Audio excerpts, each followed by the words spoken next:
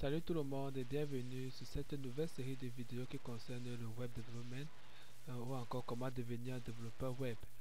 Nous allons aujourd'hui nous attarder beaucoup plus sur ce que c'est que le web development, une brève introduction sur le web development. Nous allons également voir quels sont les prérequis et nous allons commencer à peu près à parler du HTML et du CSS. Donc je vous invite à rester jusqu'à la fin de cette vidéo, vous allez apprendre un peu plus et c'est une série qui va nous conduire sur plusieurs mois, donc ne soyez pas surpris. Je vais essayer de poster les vidéos à un rythme bien défini, peut-être une vidéo par semaine ou plus. C'est Eniel Le Bar et on y va.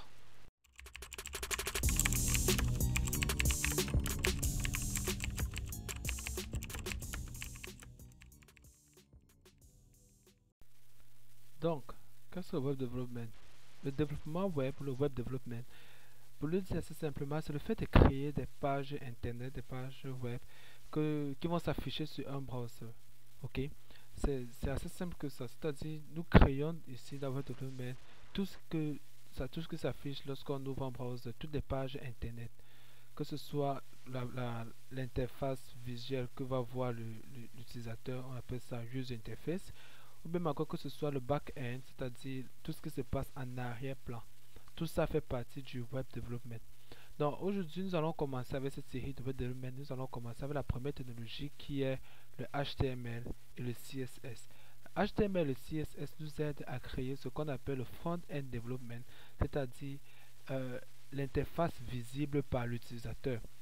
Donc si nous ouvrons notre favori browser, moi je vais ouvrir Opera GX et que nous cherchons ici la page Wikipédia par exemple.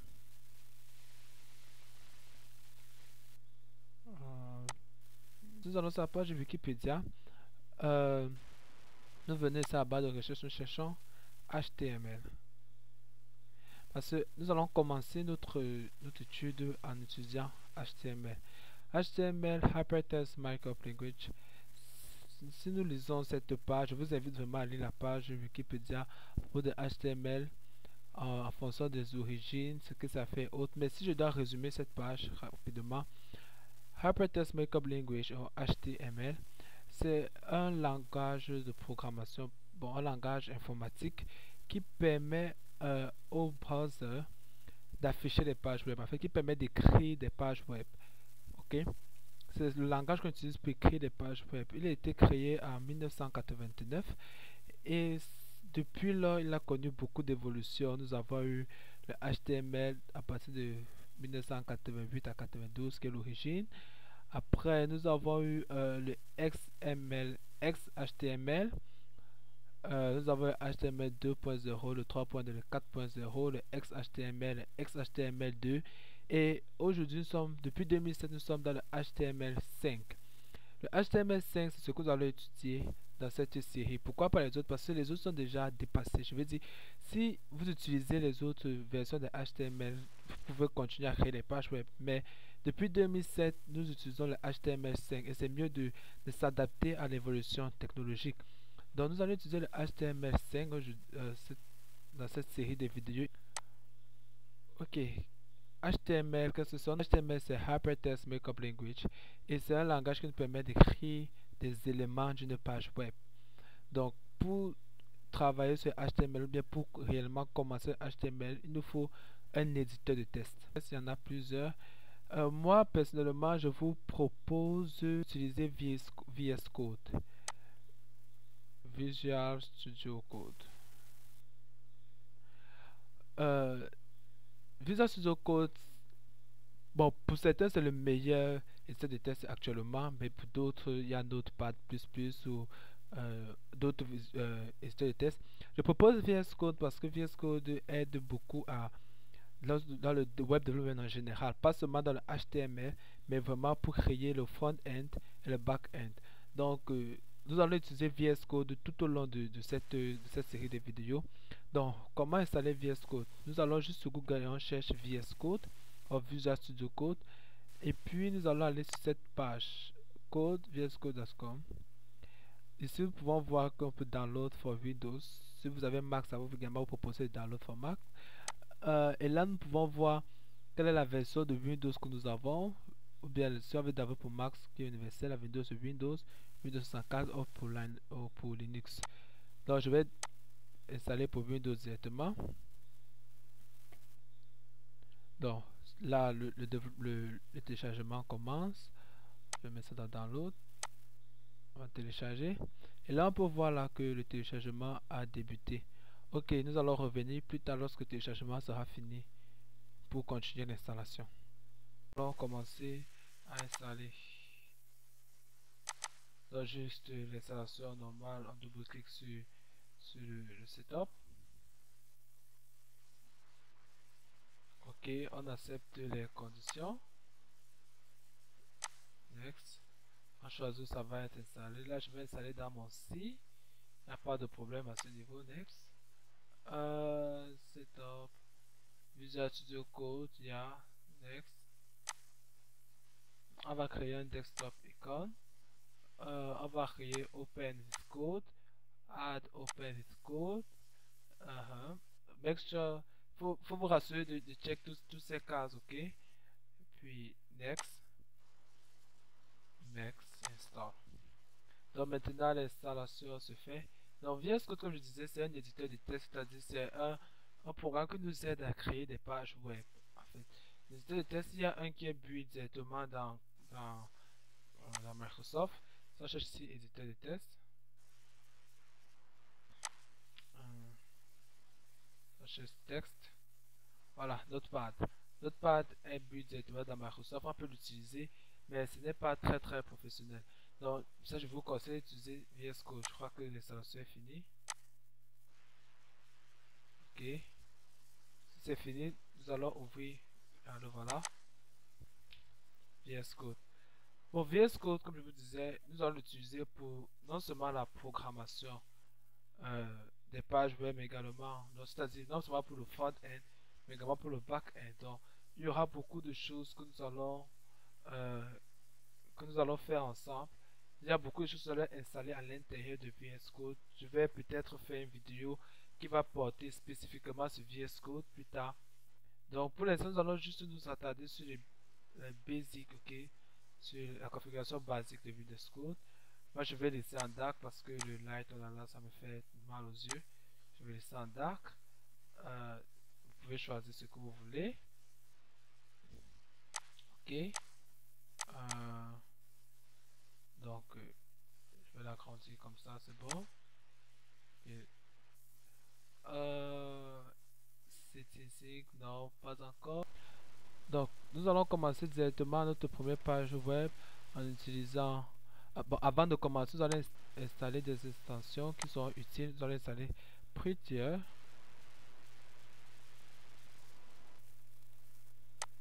Je vous conseille vraiment d'installer Prettier. C'est une installation qui est très utile. Donc, P-R-E-2-T-I-E-R. Je vais l'écrire en description. Également, nous allons installer HTML.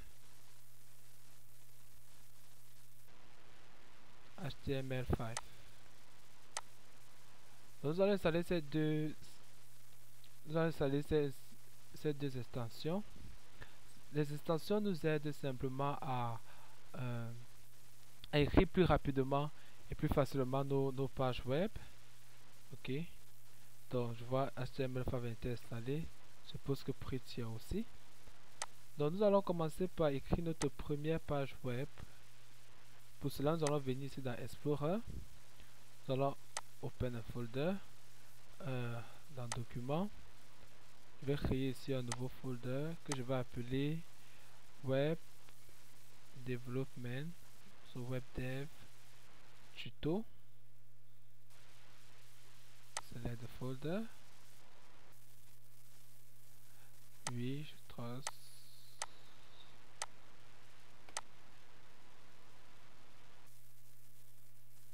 Ok. Donc, nous sommes dans ce Web Development Tuto. À l'intérieur, nous allons créer une page. C'est-à-dire, nous allons appuyer sur ce bouton pour créer une page. Pour créer une page HTML, on doit se rassurer que l'extension de la page, c'est-à-dire la page doit finir par .html. Donc si on va créer une page index Après, je vais mettre point HTML. Et vous voyez, lorsque je fais ça, il y a ces petits tags qui apparaissent là, n'est-ce pas? C'est pour nous indiquer que ça, c'est une page HTML. Ok. Donc, nous allons voir maintenant ce qu'on appelle la structure d'une page HTML. Une page HTML, pour commencer, c'est une page... un code HTML utilise ce qu'on appelle des tags.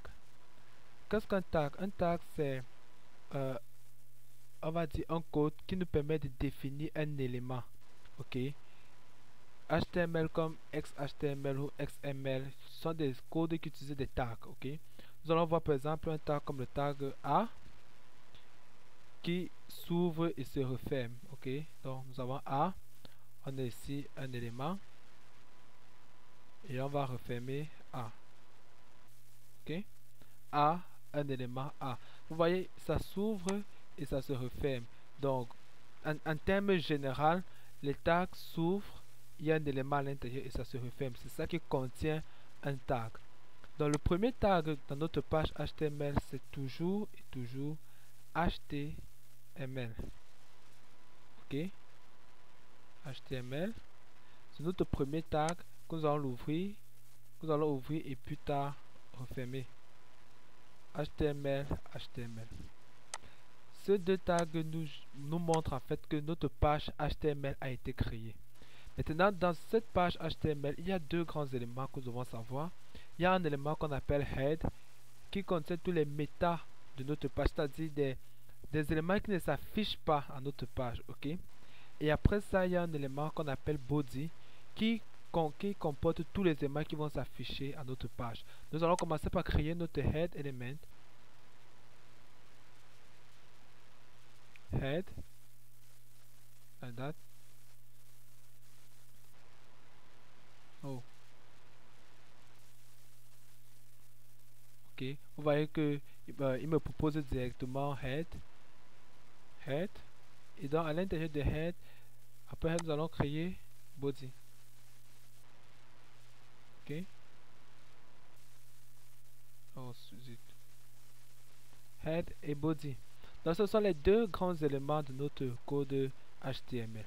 Bon, maintenant, il y a ce qu'on appelle, pour ceux qui sont vraiment nouveaux dans la programmation, il y a ce qu'on appelle l'indention. L'indention nous permet de mieux voir comment le code est écrit. Ok, nous permet de voir la relation qu'on appelle en informatique parent-enfant, c'est-à-dire le plus ce qui comporte quoi. Ok, c'est-à-dire ici nous devons en fait ajouter un tab espace qui nous va nous permettre de faire cette intention pour savoir que head est contenu dans HTML, également body est contenu dans HTML. Donc pour faire cette intention, on utilise le tab button, c'est-à-dire le bouton sur le clavier qui a deux flèches qui se regardent à votre gauche. C'est ce bouton qu'on utilise. Nous allons donc ajouter un méta dans notre head. Nous allons ajouter le title.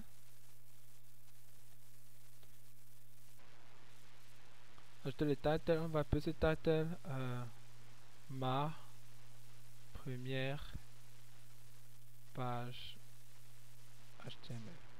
Bon, première page web. So, nous avons notre title, ma première page web. Ok. Nous allons également venir ici dans body. Nous allons ajouter un élément simple, disons h1. Nous allons revenir sur tous ces éléments, ne vous inquiétez pas. h1, on va écrire ici. Ceci est un titre. Donc, nous allons écrire, c'est mieux, ma première page web. Ok. Alors ajoutons un autre élément, disons P. Ok. Ceci est ma première page web.